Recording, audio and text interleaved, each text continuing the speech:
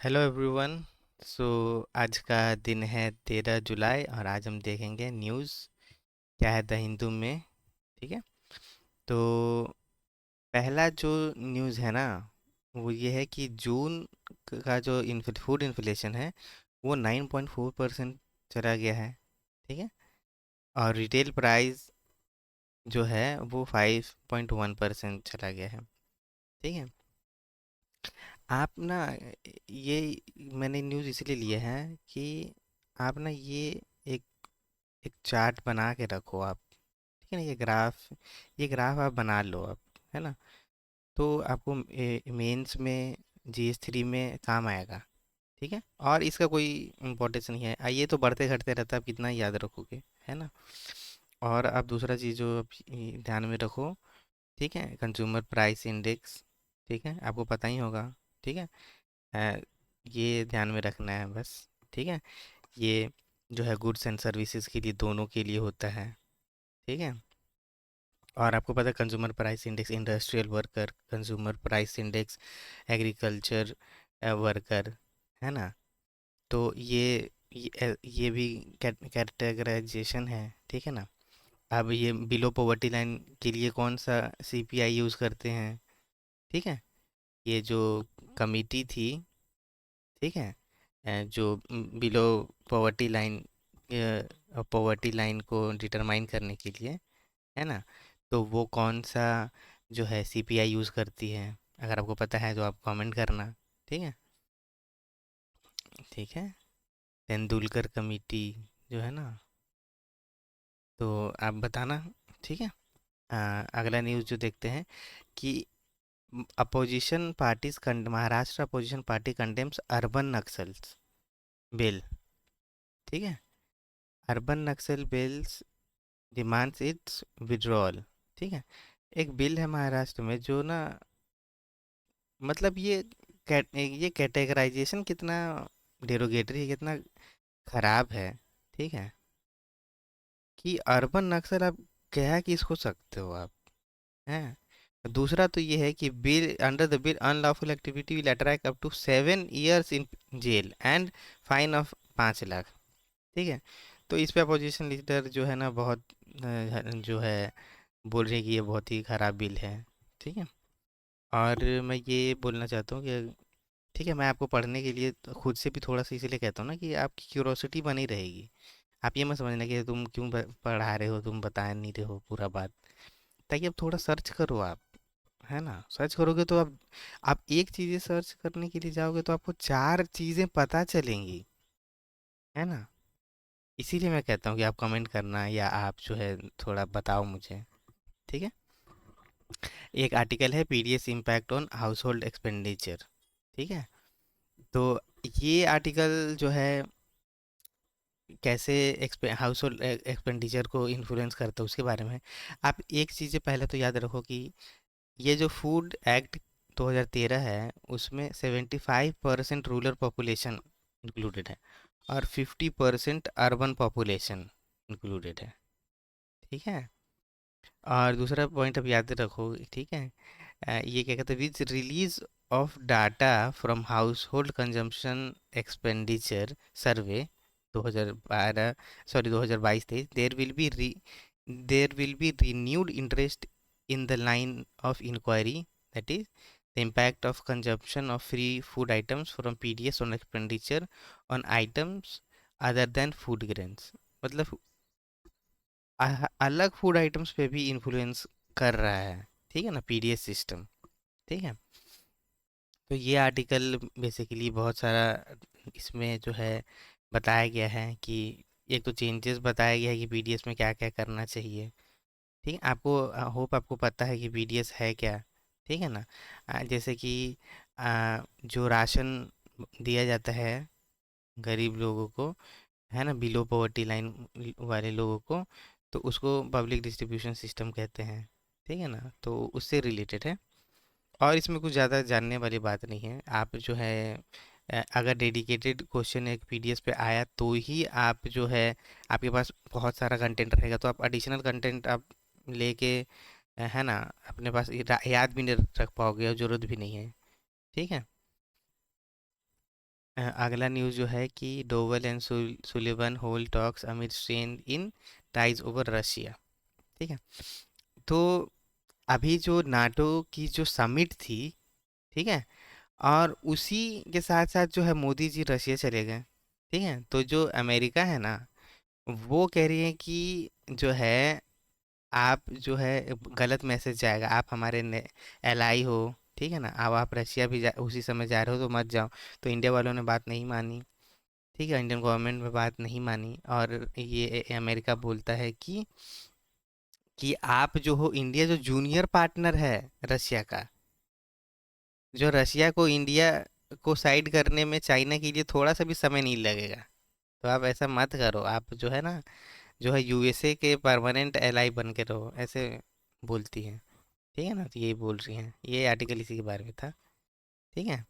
Bad बेट, आप under ये आप जो है ना, आप ये लिख लो कहीं। ठीक है ना, बैड बेट है, क्योंकि देखो कीवर्ड भी ज़रूरी है मेंस में, है ना। कीवर्ड लिख के रखो आप। बैड बेट बोलती हैं, जूनियर पार्टनर टू चाइना, ऐसे बोलती हैं। ठीक है। अगला जो न्यूज़ है कि net tax received up 19.5%, corporate tax share eight 36.6% है। ठीक है। बोला कि जो गवर्नमेंट, सेंट्रल गवर्नमेंट को जो है टैक्स जो रिसीव हुआ है ना, तो वो 19.5% ज़्यादा हुआ है। और कॉरपोरेट टैक्स शेयर जो है उसमें जो है 36% है, 0.6%। ठीक है। ये आप जो है नोट कर लो, बस नोट करने के लिए ये न्यूज़ इम्पोर्टेंट है। ठीक है।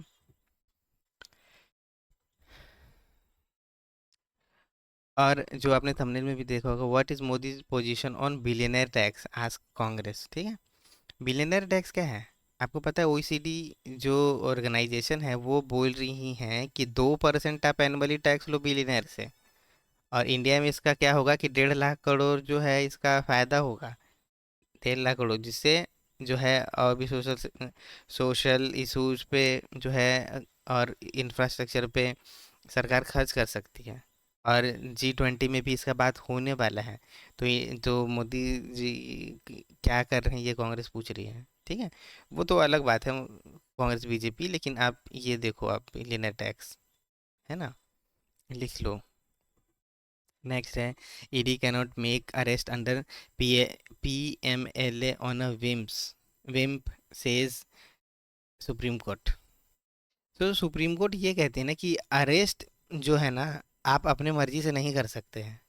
ठीक है, जस्ट बिकॉज कि आपको शक है और आपके पास सबूत नहीं है, आप जो है एक अरेस्ट नहीं कर सकते। और ये जो सुप्रीम कोर्ट ने एक जो है डाटा भी ये बोला है कि ये अंडर आर्टिकल 21 के अंदर जो है और लाइफ एंड लिबर्टी को हार्म करता है।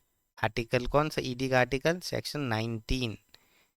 ठीक है ना, जो अरेस्ट के लिए बोलता है।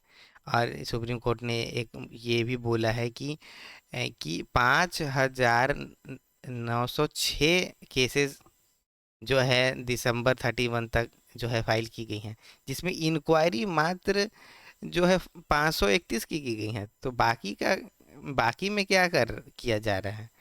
ठीक है ना, ऐसे कि अपने मन से जो है केसेस कर रहे हैं। ठीक है ना, ये सब सुप्रीम कोर्ट ने बोला है, बस और कुछ नहीं।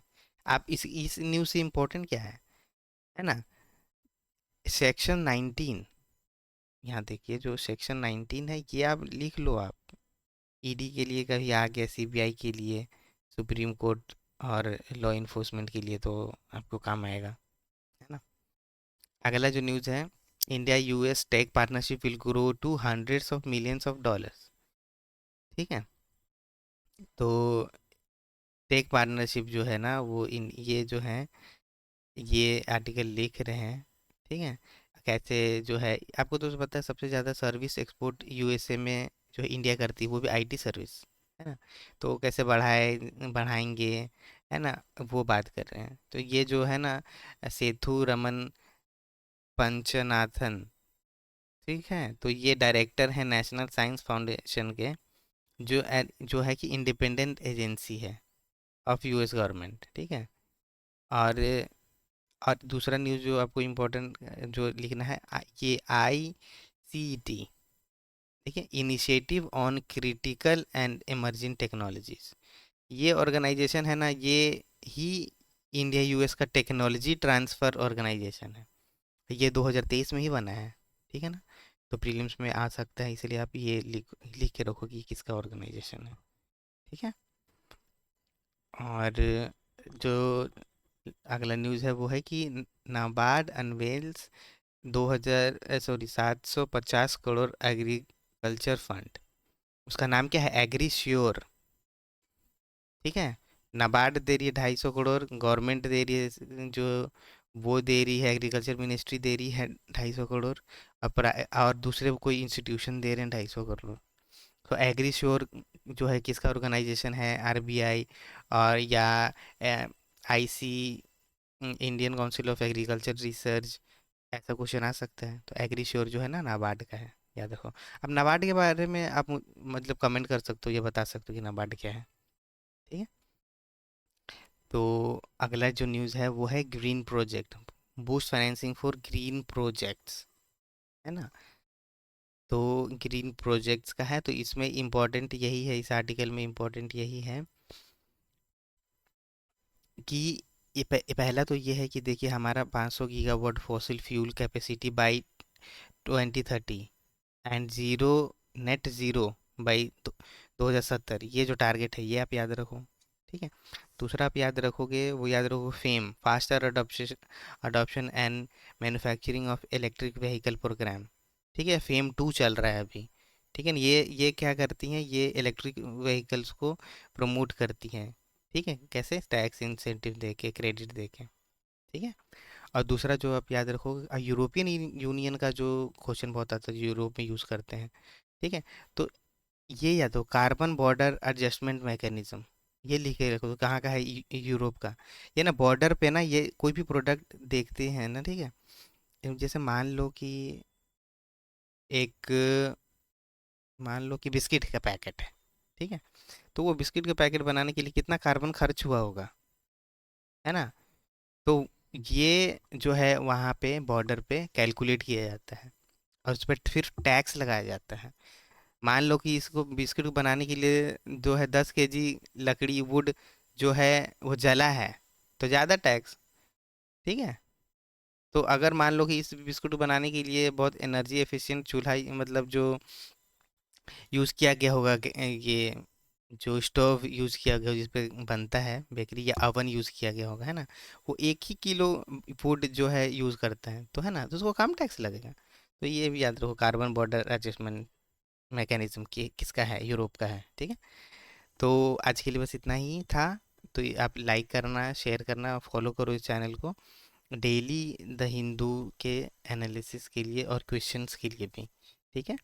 मिलते हैं कल। Thank you.